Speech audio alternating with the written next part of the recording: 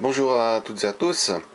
Voilà, j'ai fait la version numéro 3 officielle de ma carte. Je dis officielle parce que j'ai fait plein d'autres cartes entre deux, c'était plutôt des échecs. Là, c'est vraiment des grosses modifications. Et en fait, c'est pas encore, à mon avis, la dernière version, il y en aura encore d'autres. Voilà, donc je l'ai monté dans le boîtier. Hein. Pour ceux qui sont sur Facebook, ils ont vu 2-3 photos déjà entre hier et aujourd'hui. Donc l'alimentation, la sortie. Pour l'instant, il n'y a que ça. Il y aura par la suite encore un autre preset tout, peut-être encore un deuxième, on verra. Ça sera les raccordements qui vont aller sur la cellule. Alors ici, le petit MOSFET. Donc la partie est étanche. Hein, c'est entièrement étanche. Le refroidisseur, je l'ai fabriqué moi-même.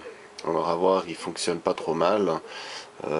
Ça ne chauffe absolument pas, donc je vais le mettre en situation un petit peu plus drastique dès demain. Le capteur de courant, pour l'instant c'est encore celui qui est externe. J'ai pas encore reçu tous les composants, j'ai commandé du CMS pour pouvoir refaire en fait cette pièce. Donc le PCB lui est prêt dessous, donc on peut prêt à être soudé, mais j'ai encore pas reçu les composants, ça vient de Chine, donc il y en aura peut-être pour à peu près un mois. Donc ici je peux sélectionner avec le petit jumper ici, savoir si je veux utiliser sur ce connecteur là ou si je veux utiliser sur le PCB directement. Autrement, bon, là il y aura la sortie pour le LCD toujours. Ici on aura un capteur de niveau. Ici on aura un capteur encore pas très bien défini. On aurait voulu en fait avoir un petit capteur de dépression sur les moteurs, spécialement pour les vieux véhicules, où on pourrait facilement récupérer cette information. Pour l'instant, voilà. On n'est encore pas décidé, l'option elle est là.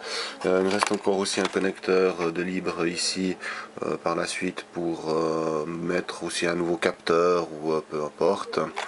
Là j'ai le capteur température toujours.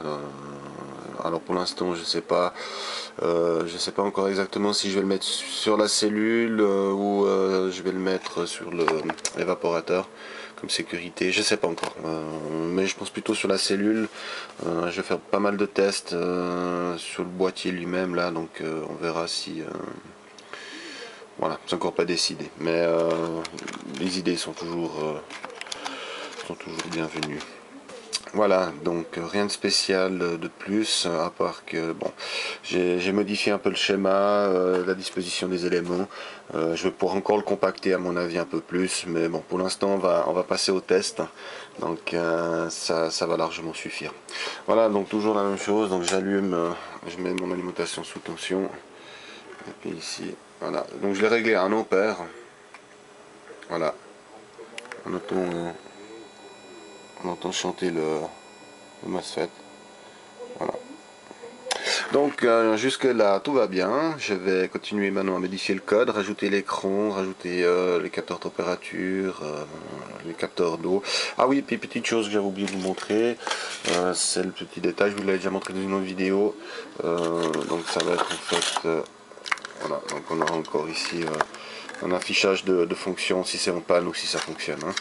Donc là aussi j'ai la sortie avec les, voilà, ici le raccordement pour cette option là. Voilà, donc je modifie le code, je vais certainement le mettre sur Facebook, les diverses versions du code, et je pense aussi le schéma pour le PCB. Voilà, à tout bientôt.